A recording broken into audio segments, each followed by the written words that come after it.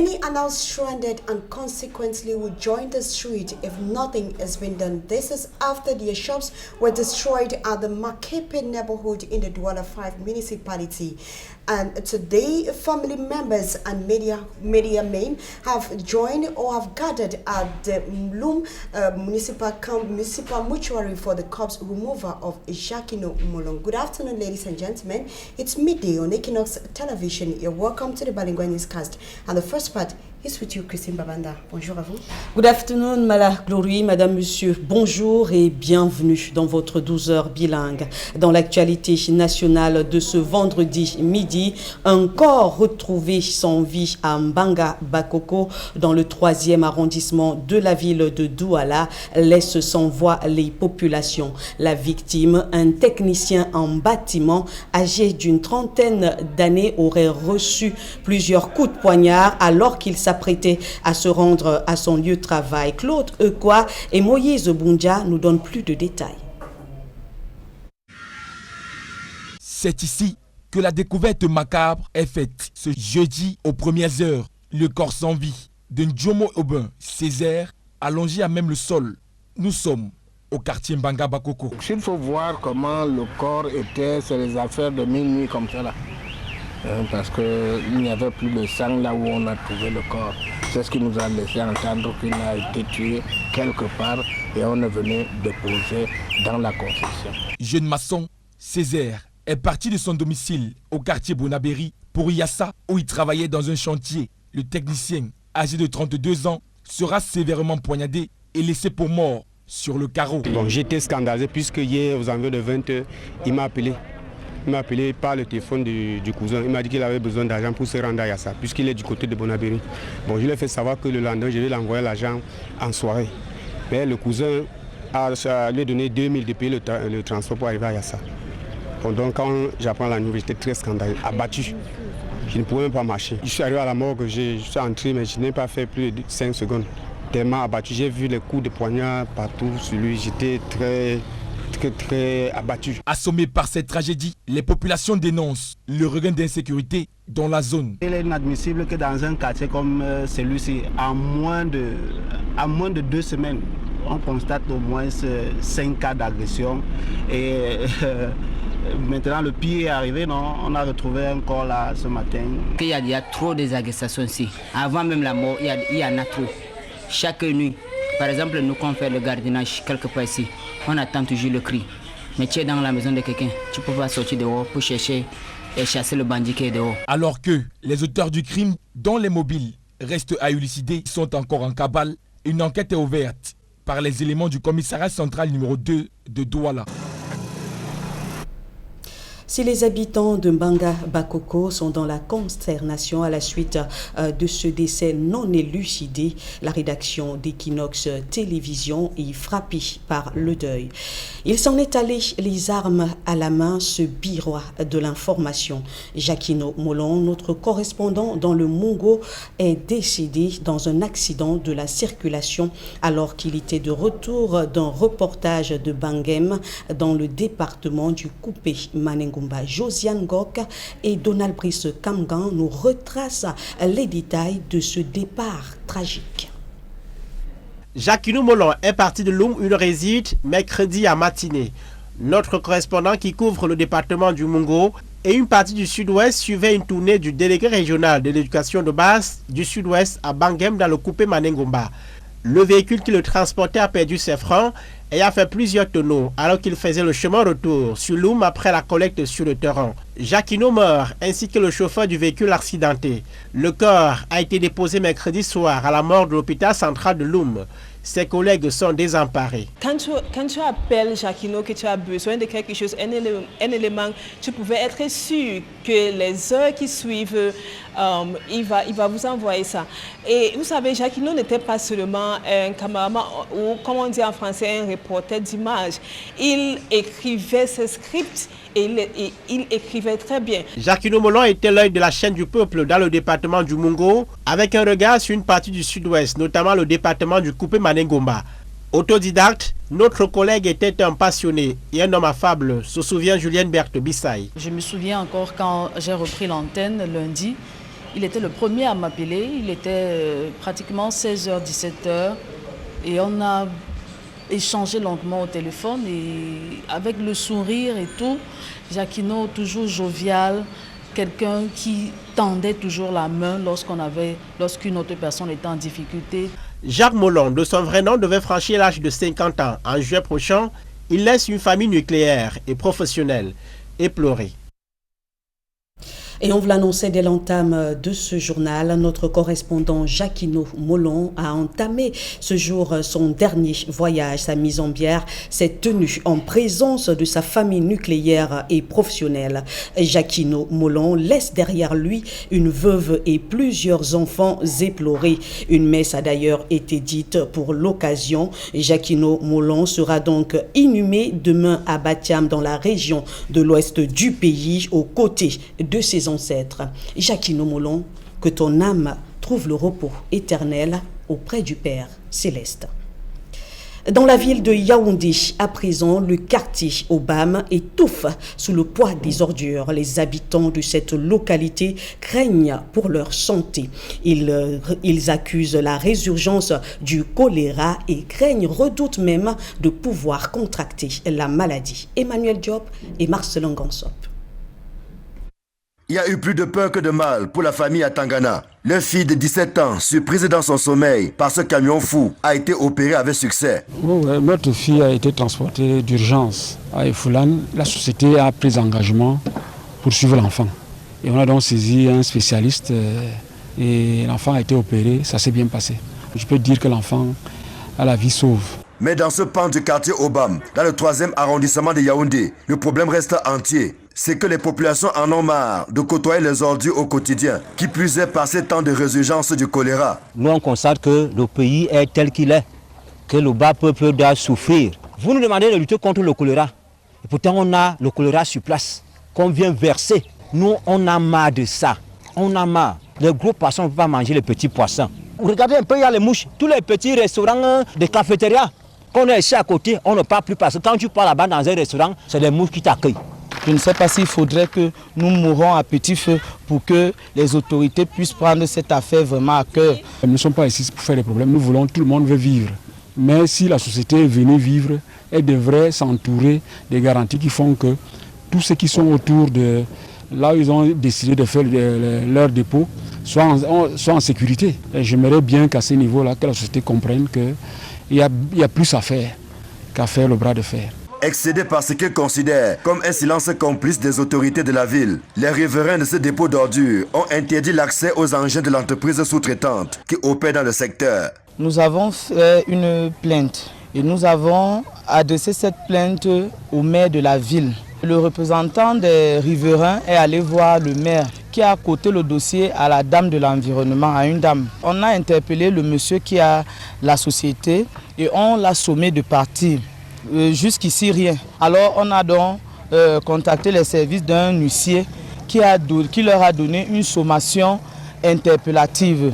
Jusque-là, rien. Cet accident survenu aux premières heures de samedi est la goutte d'eau qui a fait déborder le vase. Aux dernières nouvelles, une concertation était annoncée entre les responsables de l'entreprise incriminée et les porte-paroles des riverains. Ces derniers n'attendent pas autre chose que le déplacement de ce dépôt qui leur crée tant de misère depuis plusieurs mois. Place à présent à nos partenaires. Polémique autour de la suspension des activités de la start-up Yango. Le ministère des Postes et Télécommunications organise un atelier pour la régulation du secteur numérique au Cameroun. Précision dans ce reportage. Comment solutionner la question du fonctionnement des plateformes digitales au Cameroun ? Alors que cette problématique a montré jusqu'ici des difficultés ayant conduit par exemple à la suspension de Yango, le ministère des Postes et Télécommunications, tutelle du secteur du numérique, a choisi de rechercher la solution à ce problème à travers un atelier de réflexion regroupant tous les acteurs sous le thème « Plateforme numérique, enjeux et défis réglementaires pour le Cameroun ». Quand l'économie numérique se développe, les plateformes digitales se développent également. Et il y a une confusion au niveau du rôle de la plateforme qui est une innovation. Est-ce que le secteur des transports peut continuer à réguler ses activités de façon traditionnelle sans tenir compte de la nouvelle donne qui est l'intervention des plateformes digitales qui sont des plateformes d'intermédiation entre la production des services et le service lui-même. Yango participe à cet atelier afin d'apporter sa contribution à la clarification des enjeux et défis des plateformes digitales qui opèrent aujourd'hui dans le monde entier. Yango, qui est une plateforme digitale, va apporter comment elle impacte les secteurs économiques, comme au niveau du Cameroun, celui du secteur qui a apporté la création d'emplois nouveaux, de revenus additionnels. L'économie numérique est un accélérateur de croissance, un créateur d'emplois nouveaux. Par ailleurs, Yango souligne amplement son expertise et sa capacité à s'intégrer dans un espace régulé. Yango a une expertise assez développée, on existe dans plus de 25 pays. Ceci nous a permis de développer des connaissances assez approfondies concernant la réglementation des plateformes digitales. On a aussi travaillé avec plusieurs gouvernements africains afin qu'on puisse collaborer avec eux et faire partie de leurs efforts de co-régulation des plateformes digitales dans leur pays. Et on aimerait bien faire partie aussi de ces actions aussi au Cameroun. Au terme de 3 jours de réflexion, il s'est dégagé la nécessité d'évoluer dans l'approche à adopter dans la régulation des plateformes numériques, d'autant que ces entités se disent disposées à participer au rayonnement économique du Cameroun. À l'ère du développement des activités du numérique, la co-régulation est incontournable. Et co-régulation avec même la société civile et ceux-là qui offrent les services. Parce qu'un service digital impacte plusieurs autres secteurs. Vous voyez le service, je commande un taxi, vous ne voyez pas. Qu'est-ce qu'on fait de vos données? Votre sécurité et le fisc. Comment est-ce que le Cameroun va bénéficier des dividendes du numérique? Comment on va les taxer? Si on taxe de façon traditionnelle, on va tuer l'innovation. Et si on ne se prépare pas, eux, ils vont se faire de l'argent sur la tête du Cameroun. Ce cadre de réflexion est très important parce qu'il réunit les différentes entités publiques, les différents ministères, afin qu'ils puissent tous avoir une idée très claire sur comment les plateformes digitales opèrent, pas seulement au niveau national, mais aussi au niveau international, comme des plateformes comme Yango, et pouvoir tous être au même niveau, afin de pouvoir, chaque entité publique, rapporter sa part à la réglementation qui pourra, en fin de compte, ramener une réglementation qui pourrait être considérée comme une réglementation adaptée à l'environnement de travail des plateformes digitales, et ceci ne peut que continuer à promouvoir le Cameroun comme pays d'investissement par excellence pour les plateformes digitales internationales. Pour baliser le terrain, le secteur du numérique et ses acteurs sont désormais dotés d'un cadre de concertation permanente pour encadrer notamment l'activité de transport via les plateformes numériques. Assez logiquement donc, Yango devrait reprendre ses activités incessamment. C'est donc sur ce désir de réguler le secteur numérique au Cameroun que la première partie de votre journal rentre en gare. La deuxième partie en langue anglaise, c'est avec vous, Malaglory. Once more, good day. Good day to you, Christine Babanda. Ladies and gentlemen, good afternoon, and thanks for joining us for the second segment of the news. We start on a very sad note as media men and women in the littoral region, especially Equinox in particular, are still in shock following the death of one of their correspondents in the Mungo division, Jacquino Mulongo, died in a road accident in Bangem Kupe Maningoba division of the littoral region. That was on World Press Freedom, the innocent as it comes back to that tragic incident. Jacquino Molong, Equinox Television's correspondent in Lum Mungo Division of the Littoral Region, was part of the convoy of the Southwest Regional Delegates of Basic Education on her maiden contact tour to Kupe Maningoba Division. Jacquino Molong was on board a solicited Toyota Hilux vehicle belonging to the Southwest Development Authority, Soweto, with a journalist and cameraman of the state media alongside 4 other persons, including the deceased driver, Ewang Divine Etone. The convoy that left Buea and arrived at Bangem in the Kupe Maningoba Division paid a courtesy visit to the senior divisional officer.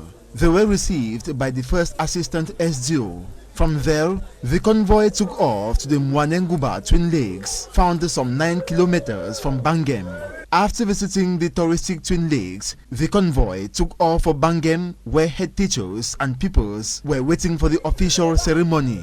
Unfortunately, at Mbat village, about 3 kilometers to Bangem, the Toyota Hilux vehicle with 7 passengers suffered brakes failure and overturned into a valley. The driver, Ewang Divine, died on the spot, while ETV's Jacquino Molong later gave up the ghost at the Bangem District Hospital. The rest of the victims were reanimated by a team of mobilized health personnel headed by the director, Dr. Esambe Emmanuel.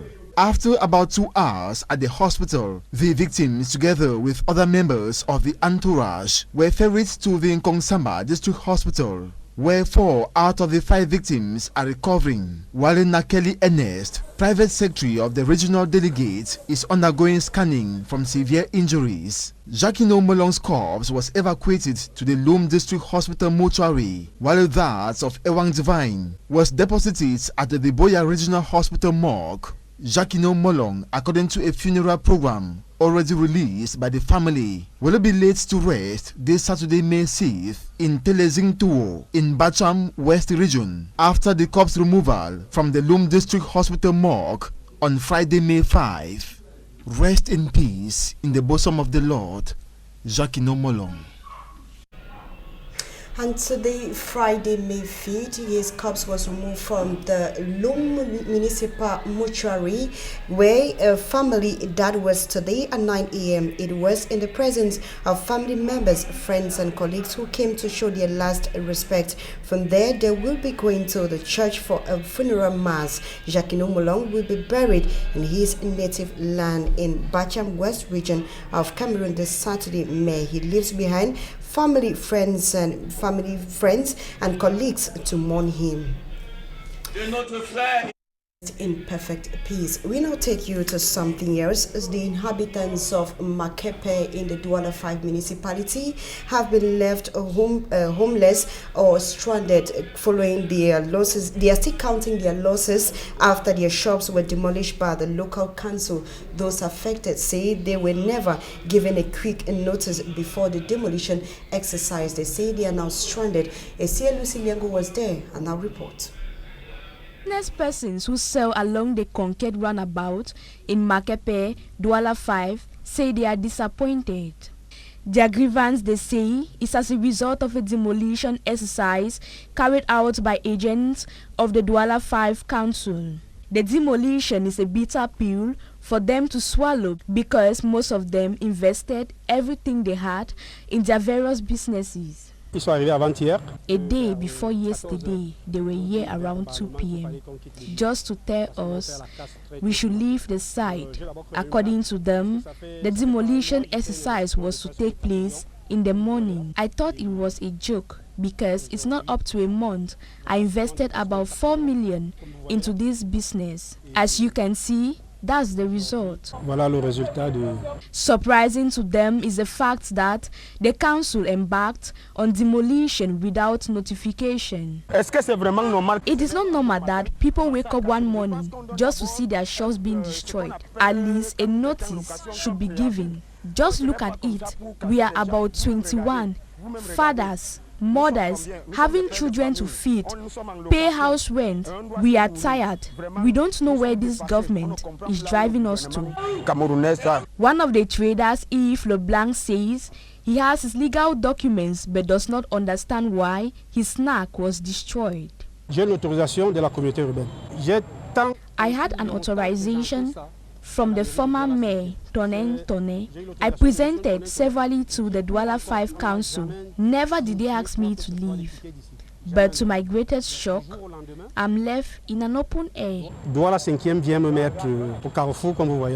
Meantime, the head of the intervention unit of the Douala 5 Council Police says the action is to fight against urban disorder and make out space for the construction of modern toilets. A lot of complaints, attacks, insecurity. Some of these bad guys took advantage of everything to carry out their activities.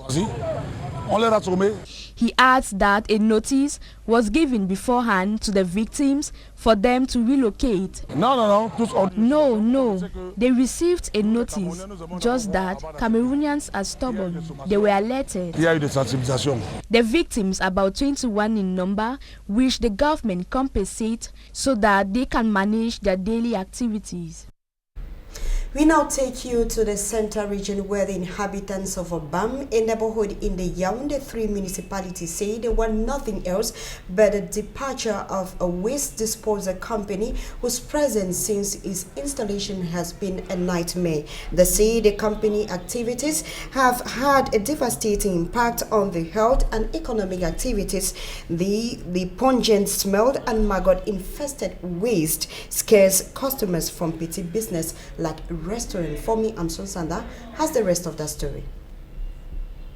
Calm is gradually returning to the Atangana's family in Yaoundé after the tension created by this accident.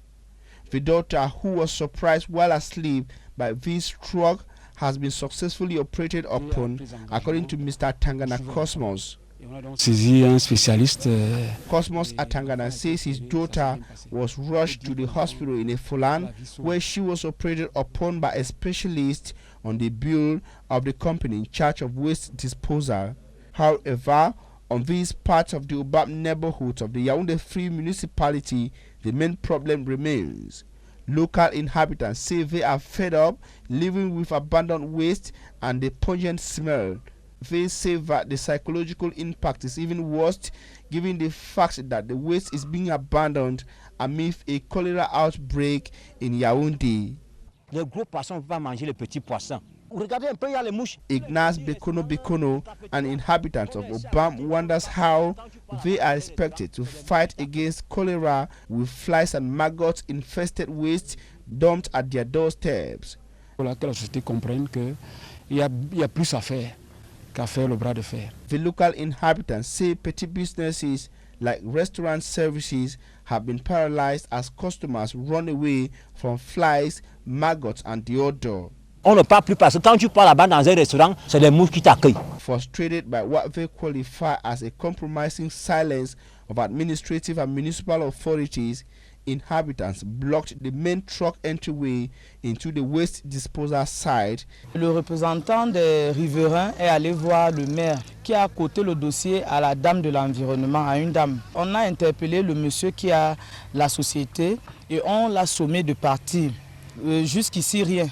They say the move comes after a pacific procedure engaged with the Yaoundé City Mayor and the subdivisional delegates for environment and nature protection for the Yaoundé 3 subdivision failed to yield fruit. The locals say that they want nothing less than that the company should leave Obam and leave for good. And the role of a firefighter in today's society is that of dedication, commitment, and sacrifice. Firefighter or rescue soldiers dedicate their lives to the protection of life and property. On the International Firefighters Day observed yesterday, we take a look at the challenges of the activities with Babila Jonathan.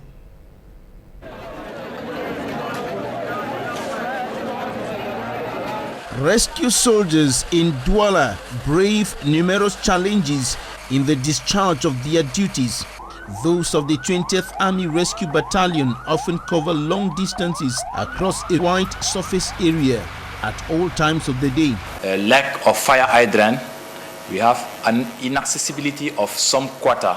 We have also a recurrent breakdown of fire truck, of our materials.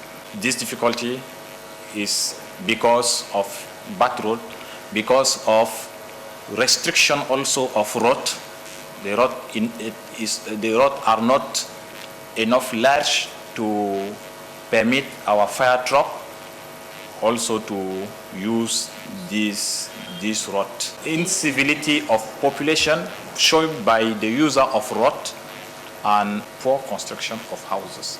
Their operations are often adversely affected by those challenges. The city of Douala have now 2 fire stations.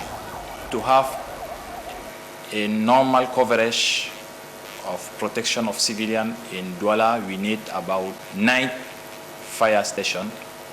So the percentage of coverage is not more than 10% now. That affects intervention. Another problem has to do with false alarm. At the headquarters of the 20th Army Rescue Battalion, we are told that the call center receives hundreds of calls from persons who by mistake or intentionally want to mislead or deceive rescue teams daily. Ladies and gentlemen, that is how you saw it on today's edition of the Midday Bilingual Newscast on Equinox Television. Thanks so much for watching. Meantime, we'll leave you in the company of more interesting programs. So have a beautiful day. Christine Babanda, bonne journée à vous. Do have a blissful day, Mala Glory, Madame, Monsieur. C'est la fin de ce journal. Merci de votre fidélité. Restez en compagnie de nos programmes les meilleurs.